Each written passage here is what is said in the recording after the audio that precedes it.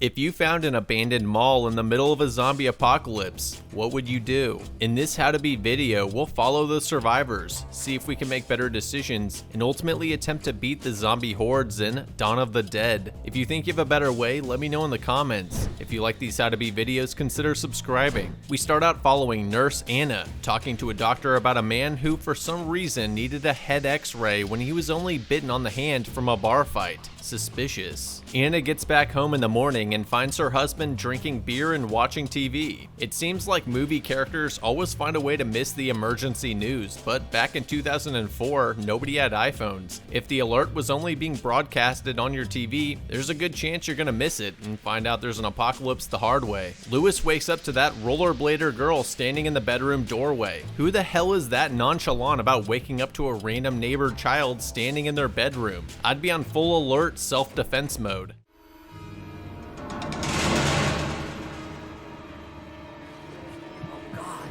Oh, fuck. Call an ambulance.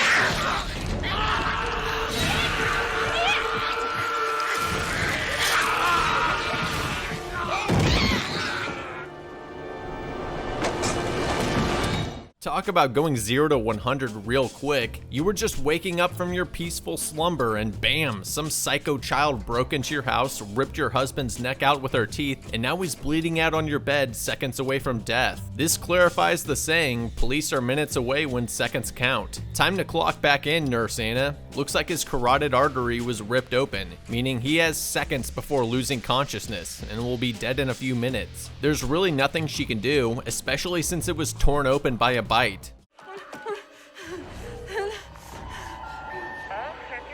Lewis? Lewis, what are you doing?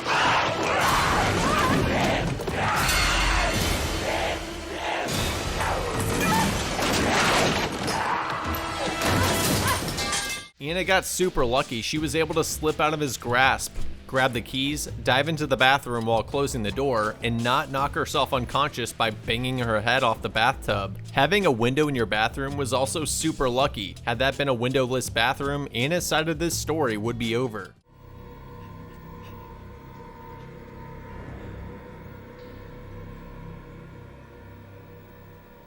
Lewis? As stupid as this was, I can't 100% fault her for it. She just had her entire reality flipped upside down and smashed into pieces within seconds. It's not hard to imagine that her mind might attempt to return to normalcy considering how unreal the situation is. Anna narrowly escapes through the window by blindly back-kicking Lewis in the head. I guess adrenaline turns you into a Krav Maga parkour expert. Judging by the truck in the driveway, Lewis was probably a lineman who worked similar late shifts, so I partially rescind my judgment about his morning drinking. See, some of you guys think I'd be more likely to survive in these situations, but this type of overthinking would get me killed way too often.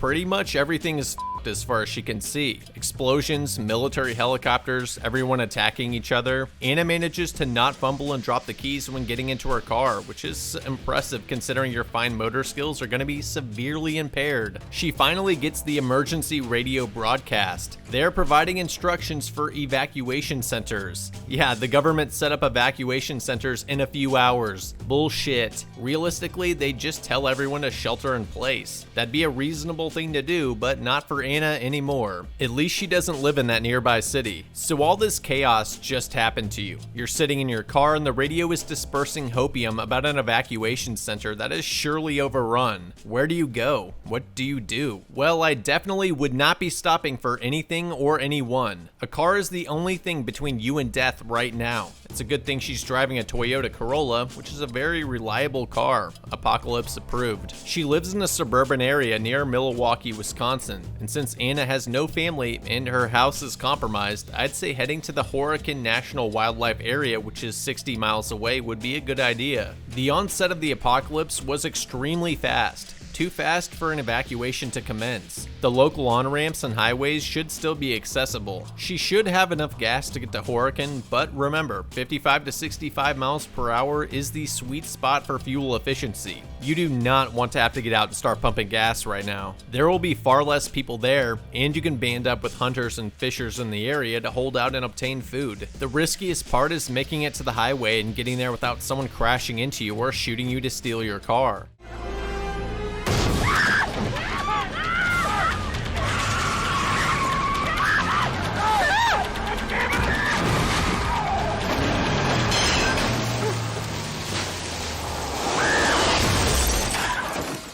stopping your car with zombies and people all around you and keeping your doors unlocked probably was not the smartest move. I hope you find a good Samaritan or someone else who did the same dumb shit you did so you can jack their car. I love how reporters are always continuing to try to cover the disasters even when it's indisputably clear that it's the apocalypse. Nobody's watching TV anymore and they need to put the camera down and save themselves. Anna wakes up after getting knocked unconscious by the airbag.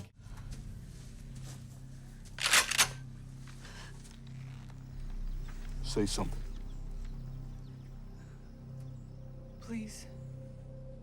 I like this guy, but he should have already pumped the shotgun. He either didn't have a round in the chamber, or he just pumped out a fresh round for no reason. Kenneth and Anna run into some other survivors who open fire on them. This is why you want to get away from other people. The shooter just gave away their position to all the zombies in at least a half-a-mile radius. He's jumpy, trigger happy, and inaccurate. Not the kind of person I want to be traveling with. I'd also grab that bike in the background. You can go 2 to 3 times as fast as if you were running, and with far less energy. Trying to run away from an uninhibited sprinting zombie is pretty much impossible. The shooter's girl is also pregnant, which is 100% going to be an issue. The group mentions that they're headed to the nearby mall. The YouTube channel Zombie Survival Labs has a great video on the pros and cons of holding up in a mall in a zombie apocalypse. Basically, malls are terrible because they're amazing. You have food, supplies, space, open vantage points, security, and food and supplies in nearby shops. The problem is that everyone will be going there or is already there, and the chances that you will have first dibs on it and be able to secure it before either zombies or other survivors come busting in is slim to none. Our protagonists are on foot and surrounded, so they don't really have much of an option. At minimum, getting off of ground level will enable them to survive for now. Obviously, the first priority is to assess the security of the place and whether or not it's defensible. It's also probably a good idea to wash the blood off of your hands and face. You don't want to subconsciously itch your eye with zombie blood on your fingers. The window doors are not good, but as long as they're locked, it should give you time to reinforce them. Like we saw with Anna in the beginning, the zombies are only going to break in if they know you're in there. They need to get into the security office to obtain the keys so they can lock the doors while picking up weapons along the way. Unfortunately, there's no gun store in this mall. In the movie, they get pretty lucky that all the doors are already locked. If not, Andre would have been in trouble. This was pure luck, and without going for the keys, they could not have ensured that the doors were locked. Once you have the keys, grab a map of the building layout or snag a fire tornado map to locate where the entrances are. If there's only one set of keys, you'll need to stay together. But if there are multiple sets of keys, I'd suggest splitting up into groups of 2. Kenneth and Anna, Andre and Michael, and then have Luda hide out in a gated shop. It'd also be good to grab some walkie-talkies so you can communicate with each other when splitting up to lock the entrances. Splitting up is important because covering ground quickly is a priority. Zombies are everywhere, and if they make it inside, it's game over no matter what. 2-person groups are important because 2 people can overcome a rogue zombie much more effectively than by themselves. The entire time, I'd be keeping a backup escape route in my mind, though there aren't many options. If a group of zombies burst into the store from anywhere, they would only be able to shoot a handful of them. They don't know the layout well, so they can't risk running into a dead end. And with a pregnant wife, they can't run far or fast. If they need to run, their only options are to hunker into a nearby store and drop the security gate, which only helps them survive that moment, but long term they're still dead. Locking all the entrances quickly is their only chance. Once all the entrances are locked up, you need to turn the window, doors, and areas into cover and concealment. Concealment so they don't see you inside, and cover to prevent them from breaking in if they do. Painting or taping up curtains would be a quick way to block the windows. After blocking the windows, you'll have some breathing room which you can use to ensure there aren't zombies inside the mall. I'd go room by room, sector by sector, and clear the entire mall of zombies. It's not a huge mall, so it shouldn't take too long. Making a loud noise to bait the zombies into the open isn't a bad tactic.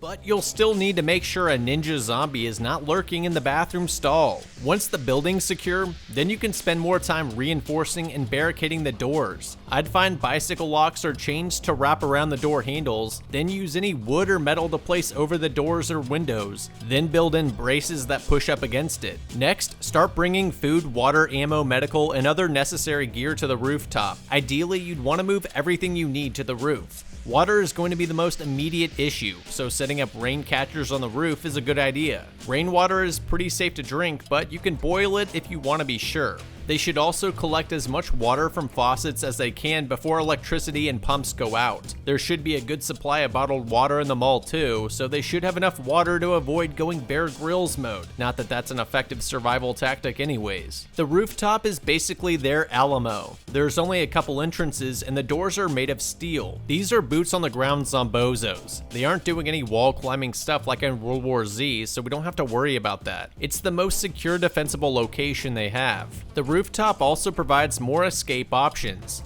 You can rope or ladder down from any side of the building. Evac choppers can spot you and pick you up. Your radios and SOS signals will travel further, and you can better find and communicate with other potential survivors in the vicinity. Securing the stairwell leading to your rooftop Alamo is also important. Even just reinforcing the doors with door jams and security bars will prevent them from bursting through to the rooftop if they make it inside the mall. You might want to think of an evac plan, where if the mall becomes compromised for whatever reason, like a fire started or Danny McBride ate all your food, you aren't completely screwed. My evacuation plan would be to drive to the Horrican Wildlife Preserve. To get there, I'd rig up an escape vehicle from a mall bus or a vehicle in the underground parking lot. I'll talk more about the escape vehicle's actual setup later. Once you got your sick zombie-proof mall setup, you'll want to figure out how much food and water you need versus what you have. It's reasonable to assume these zombies have a rage virus rather than being spawns from hell or something, which means they have realistic physiological needs and respect the first law of thermodynamics. This means their bodies use energy which can be depleted, and they have to have a functioning circulatory, respiratory, and nervous system which keeps them alive. If this is the case, you don't need much food at all, which is a good thing because let's be honest, none of these people are Mark Watney. Nobody will be setting up a sustainable potato farm on the roof. You don't even need to wait for the zombies to die of starvation. They will all die of dehydration within days from just standing out in the sun. As long as you have some rain catchers and Evian, you can put out a lawn chair and just stay sipping while they wilt away. Then you can pick off the stragglers, start scavenging, and rebuilding society. You will still have to be careful of zombies that were chilling in cold, dark areas, because they could survive much longer without water. To be safe, you might want to wait about a month before raiding houses. In addition to dehydration, zombies will also likely die from infection. The vast majority of zombies were initially infected from bite wounds. The severe infections and septic shock caused by these wounds would eventually kill them. The other good news is that the virus only affects humans, so there'll be plenty of wildlife to hunt to satisfy your long-term food needs. Let's continue with what the characters did instead. Michael screws up badly by opening that door. He should have stayed on the mission to lock all the doors as priority numero uno, then gone for help. Haphazardly trying to clear out zombies by himself was not a good strategy. The club was dumb to swap the crowbar for, but you can't argue with his results.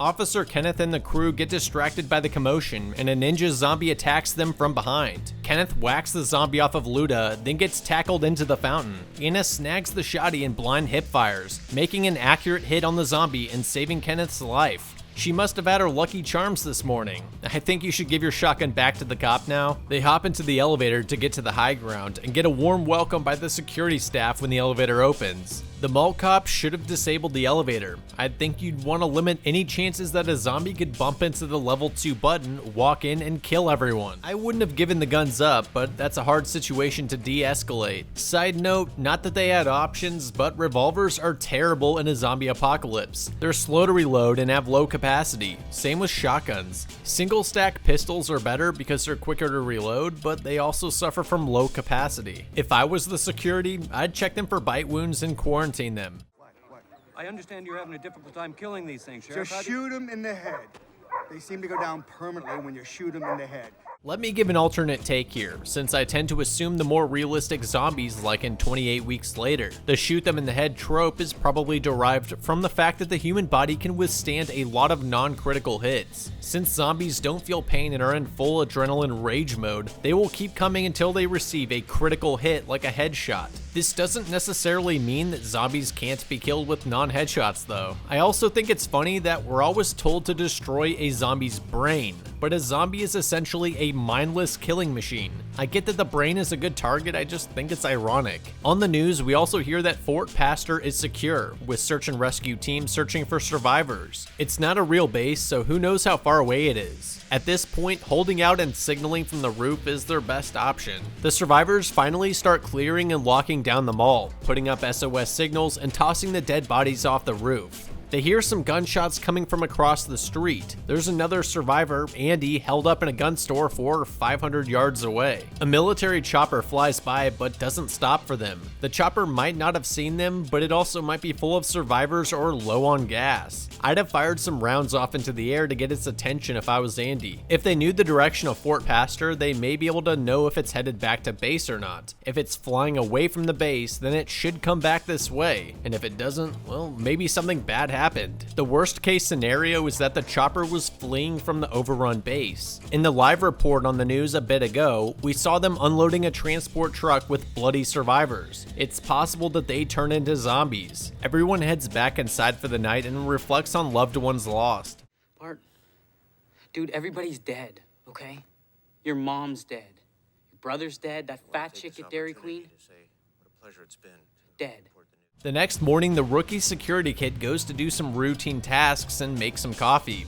I would not use the elevator, way too risky. You have no idea what's on the other end of those doors. If a ninja zombie runs at you, good luck getting the elevator doors to close in time. Meanwhile, Anna's crew is still locked up by CJ. But why did CJ lock them up on the first floor when there's stores with gates on the second floor, where it's way safer? Outside, a couple wild boys in a shipping truck are driving around the parking lot going postal on the zombies.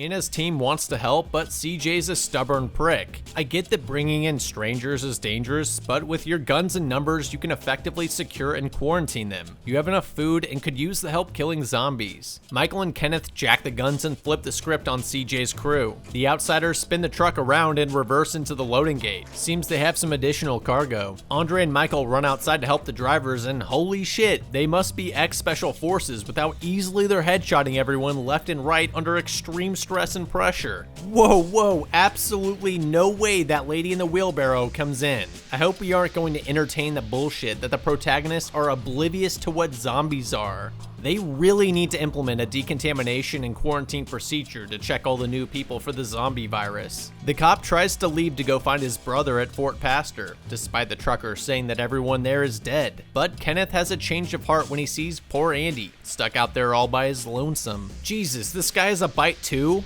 Nobody checked the newcomers out at all. This is gonna end badly. This lady looks like a special mutant type of zombie, like the bloater bio launcher in video games. As a nurse or anyone with common sense, get some PPE on and get your hands out of her face and bodily fluids. You wanna stick your fingers in her mouth for a dental inspection too?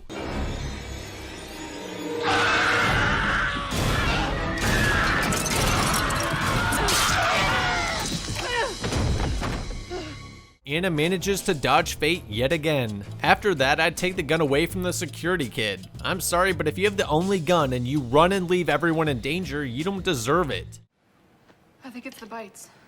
No shit. It doesn't take a doctor to figure that out. Anna, that was literally what caused your husband to die. You saw that exact thing happen in the beginning. Anna and Michael have a dispute about executing whoever is bitten. Killing anyone with an open wound is only going to cause mass conflict, distrust, and resentment, which will lead to revenge killings. The infection typically takes hours depending on the wound. All you have to do is lock anyone with an open wound in a gated store. If they turn into a zombie, blast them. If not, you avoided murdering someone for no reason. The guy with the bite wound on his hand will be zombified in hours. Amputating his arm won't work either. Blood circulates through the body way too fast. For example, a drug administered in the arm reaches the brain within a few seconds. The virus has already spread throughout his entire body. Even if it would stop the virus, field amputations are incredibly lethal and hard to perform correctly. In the Civil War, the mortality rate for amputations was extremely low. 1/3 of people died from the surgery itself, and half of those people who lived through the surgery died from infection later. I'd say they're under worse circumstances. They have no medical equipment or supplies beyond aspirin and band-aids, and nurses are not trained to perform amputations. They really need to think about where they're quarantining and executing people. You're getting their infectious fluids everywhere. Blowing someone's brains out on a perfectly good bed or couch that someone could have slept on is stupid. And why not have Kenneth close the gate in front of him? Why lock himself in with someone infected? If one thing gets tripped up, you're dead. If you aren't paying attention, the dude throws something at your head and attacks you because he doesn't want to die, the gun misfires, etc. You want at least 2 degrees of separation between you and death.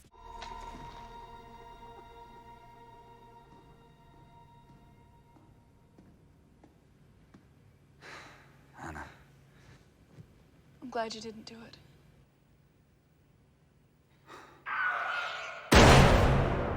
Now that that's taken care of, go check out Andre's wife, who was cut in the altercation with the zombie, as well as the trucker's leg that was also injured. Hey, Andre, how's Luda doing? She's fine. I'd like to drop by and check on her and just see how she's doing. No thanks. She's fine. You sure? Yeah, I'm sure. The standoffishness would be alarming, especially considering what we know about Bites and her close call with the zombie. Not checking in with each other to measure each other's conditions is a mistake. I've mentioned before that the importance of entertainment in the apocalypse is underestimated, and I gotta say, the mall is a good choice to fulfill this need.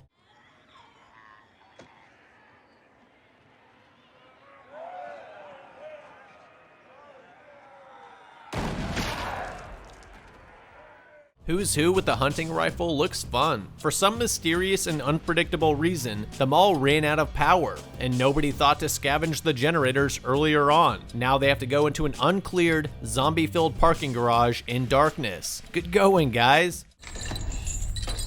You ready to roll? You coming with us? Nah, you coming with me. Before they embark on their suicidal journey, Kenneth shows Michael how to take the safety off of his gun, which is inspiring as hell. I'm glad the guys I'm rolling out with don't know how to use their guns. Kenneth, being a former Marine, should have conducted a weapons 101 training course in their spare time, so when shit goes down, they actually know how to use the guns. Maybe you guys shouldn't have just screwed around for the past few days. It's also worth pointing out that when fighting in low light conditions, you never want to have your light permanently on because it just gives your position away. You want to use quick taps when assessing and engaging areas or threats. You also want to move alongside the wall to reduce the areas a zombie could attack you from. Nothing wrong. That dog's just fucked up.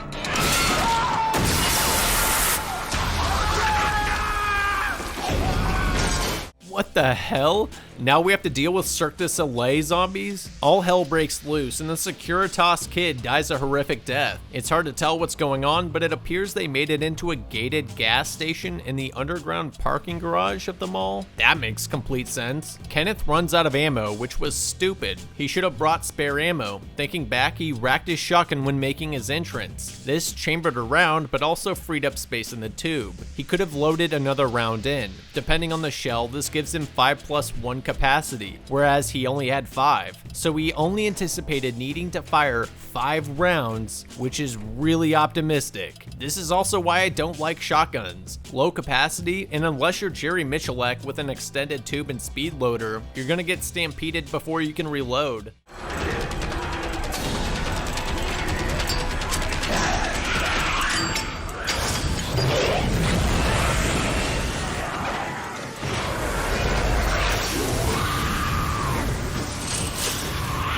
It's a damn good thing CJ had a lighter to set the gas on fire. Luda's childbirth doesn't seem to be going so well. I blame Andre for being a poor midwife. That is true love though. I'd have capped my girlfriend a long time ago. The granny shows up for the baby shower and unloads on the zombie mom. Andre doesn't take this so well and blasts Norma back.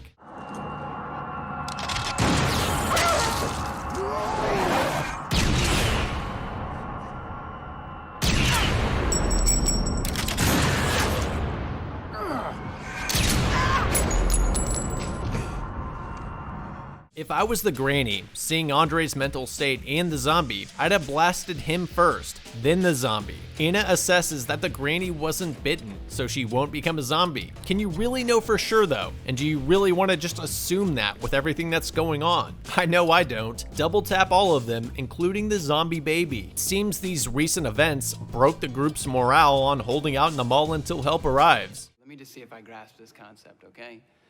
You're suggesting that we take some fucking parking shuttles and reinforce them with some aluminum siding and then just head on over to the gun store. We watch our good friend Andy play some cowboy movie, jump on the covered wagon bullshit. Then we're gonna drive across the ruined city through a welcome committee of a few 100,000 dead cannibals, also that we can sail off into the sunset on this fucking asshole's boat and head for some island that for all we know doesn't even exist.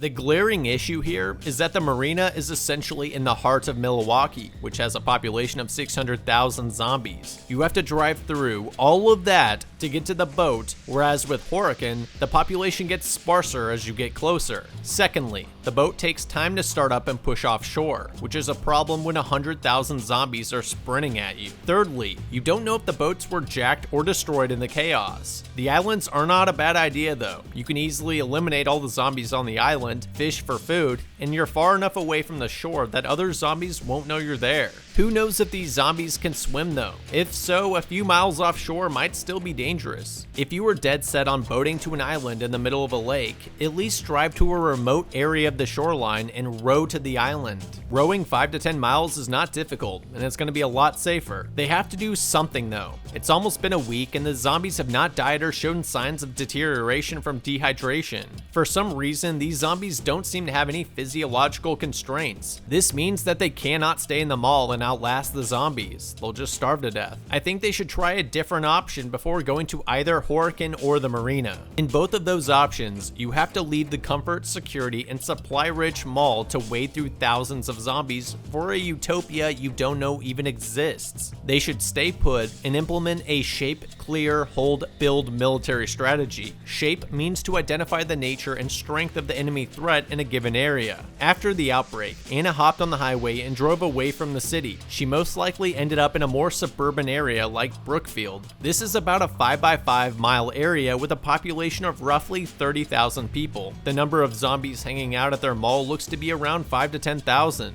Clear obviously means to eradicate the zombie infestation. This is the fun part. It's like the Dead Rising game or Dying Light, but more realistic. Since the zombies can't be killed by attrition, it must be done with violence. Sir, are you ordering me to fire into the crowd? Over. Yes, goddammit!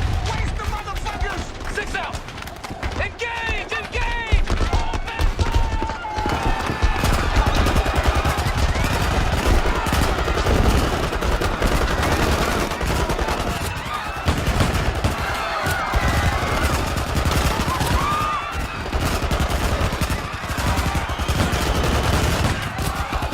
With 20 to 50 rounds of ammo per box, 6 boxes high and 8 boxes across with 32 rows of ammo shelf, that's around 50,000 rounds of ammo. If he's got ammo in the back or any surplus of 22 long rifle ammo, that's going to be a lot higher. 22 long rifles, probably the most efficient round for this job, and if you have one of these stacks laying around, you're going to be just fine. That's over 125,000 rounds just right there. You could kill the zombie crowd in front of the mall 25 times over with just that stack. A 22 LR aimed down at the zombie's head from the rooftop will definitely destroy the brain. In some cases, the bullet has enough power to penetrate the skull, but not enough to exit out the back. So the bullet just ricochets around inside the skull, turning the brain into soup.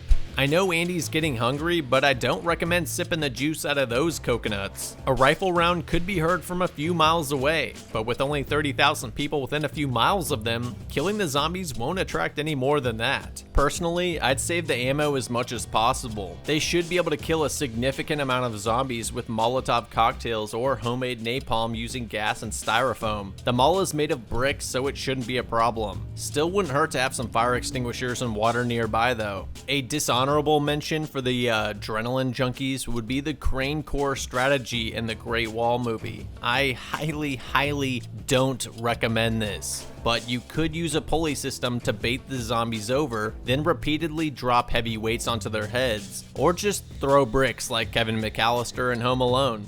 What?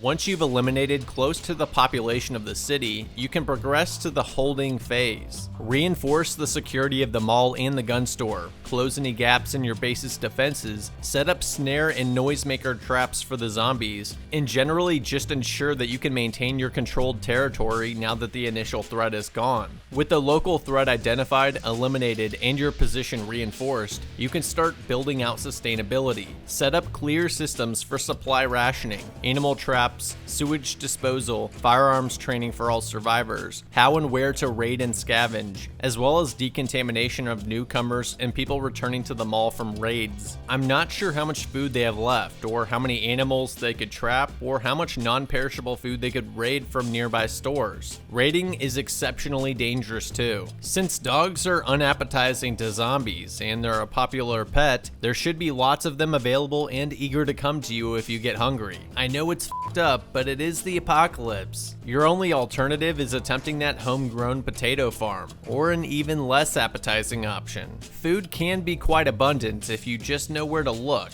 I'm not saying it's the first choice, but I'm saying it's worth a shot if you're gonna die anyways. Cooking the meat over 140 degrees should kill any pathogens, which should make it safe to eat. You're gonna wanna order this meal well done. I know, prions and the CFJ disease. But if you only eat muscle tissue, you'll have less of a chance of getting infected. And even if you do, the time from infection to death is 30 to 50 years long. So I'd say that's worth it when your only other option is starving in 3 to 5 months.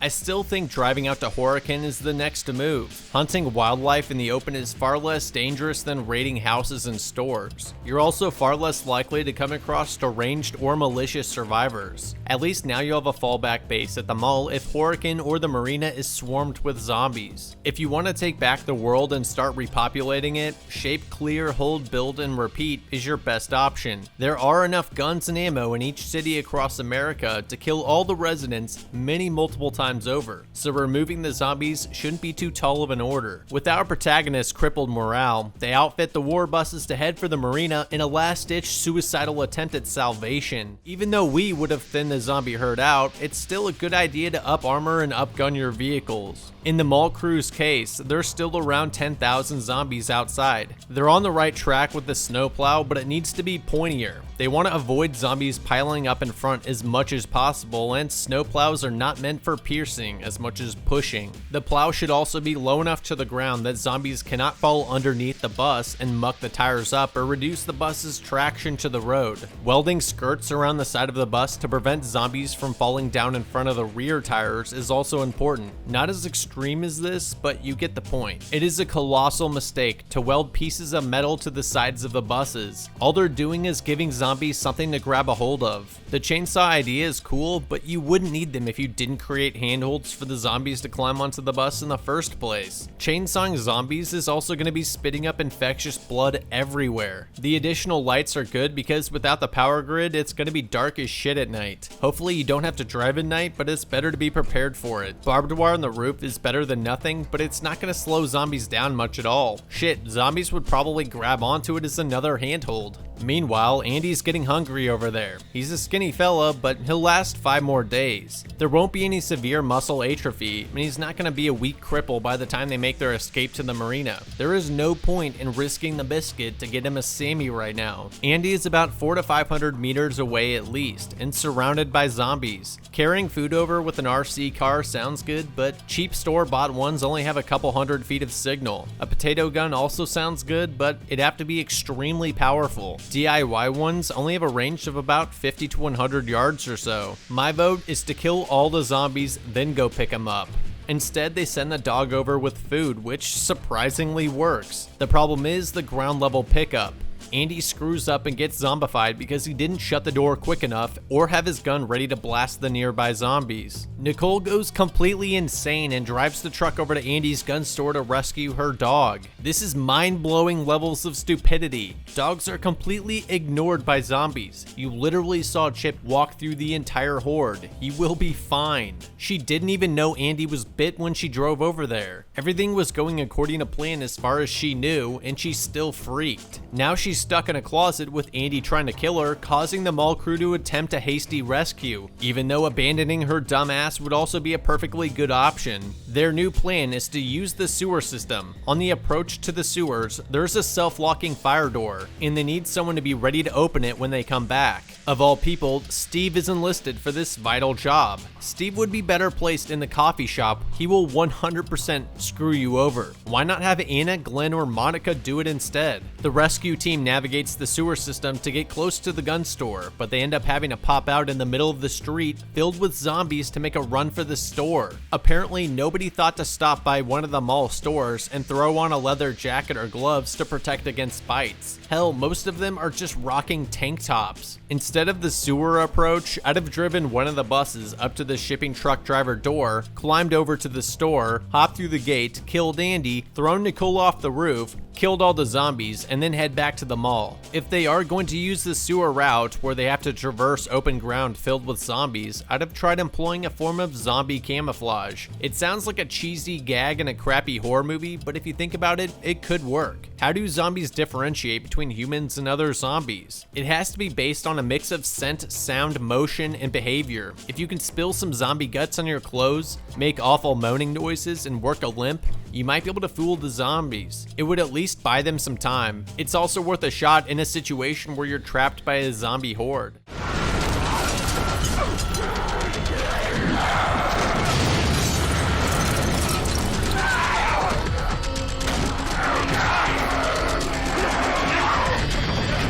I have no idea how they survive that. The crew finds the zombified Andy, and Kenneth gives him the 870 police special. I'm sorry, brother.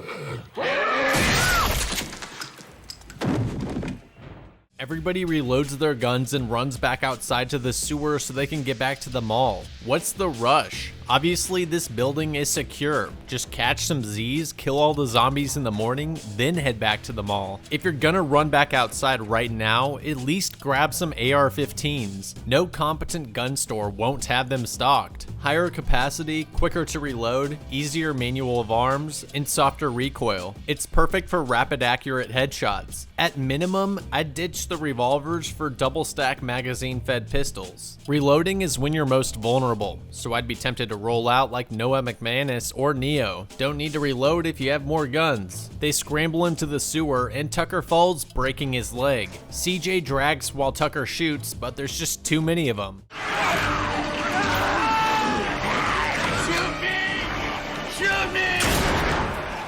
What do you know? Steve screws them over by leaving the door shut and locked. Luckily, Anna opens it before they get overrun. Nobody's able to get the door shut, so the zombies come pouring into the mall. Well, now the marina or Hurricane are your only options, since your poor decisions cost you the mall. They scream for everyone to get into the elevators and to the garage so they can bust out in their war buses. I hope nobody was in the bathroom while this all went down. I take that back. I hope Steve was in the bathroom. Nope, Steve was by the bus with the keys. That scumbag was probably trying to take off without everyone. I would have kneecapped him and left his ass. The buses get bogged down in the horde, probably because the snowplow is not diverting the zombies well enough. CJ comes in with a propane tank bomb to thin him out a bit.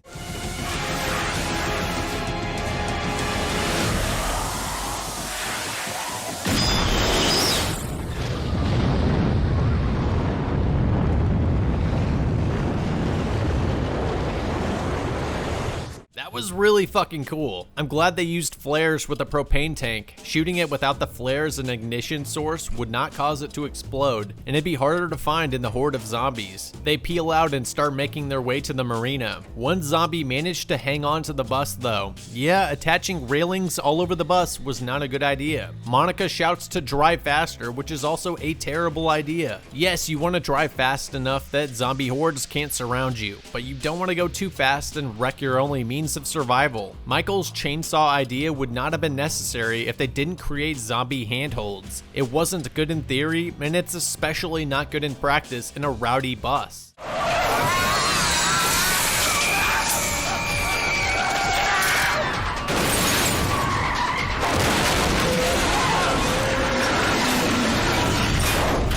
Kenneth's panic driving sends the bus into a roll. Luckily, Michael sees this in time and backs up to rescue them. Steve leaves Kenneth hanging and gets attacked by the zombie holding onto the bus. How did Glenn die? He chainsawed Monica and the bus flipped. He could have banged his head off of something, but you don't know if he was knocked out or dead. I hope they took a pulse on him to make sure. It would suck if he woke up in the bus alone with everyone gone. Anna goes back for Steve's body to grab the keys to the boat. Why on earth did they leave the most important item of their mission in Steve's hands? And why was nobody aware that Steve had the keys? Everyone should know who the key bearer was in case they get killed. I also hope you guys got an exact location and description of his boat. They narrowly escape and make it to the marina, but they're already getting swarmed. The timing is going to be tight getting offshore in time. CJ buys them some time by making a last stand and nuking them with another propane bomb.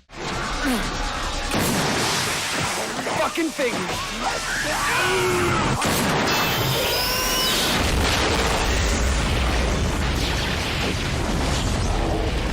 Michael stops everyone to tell them that he got bit when Anna went back for the keys. Dude, not a good time. You have hours until you're a zombie based on how long it took Frank to zombify. Just get in the boat and we'll deal with you later. Or push us off and make a last stand like CJ. The zombies just stand around and wait for Michael and the group to say their heartfelt goodbyes before he kills himself. The rest of the survivors escape and flee to the island in the lake. They stupidly parked the boat and ran onto the island without checking it out first. They should have coasted around the perimeter of the island and killed as many as possible from a distance. There should only be in the realm of hundreds of people on the island. They easily could have killed them all, but instead ran ashore and just got overrun. The movie ends. Let's see who would have lived and who would have died. The infection spread extremely fast and took everyone by surprise. Lewis was unsavable. They got lucky that the mall was empty and already locked up, but really any high ground with access to water should have worked. Realistically, all the zombies should have died from dehydration within a week, so nobody else would have died. Unfortunately, these zombies are not affected by this.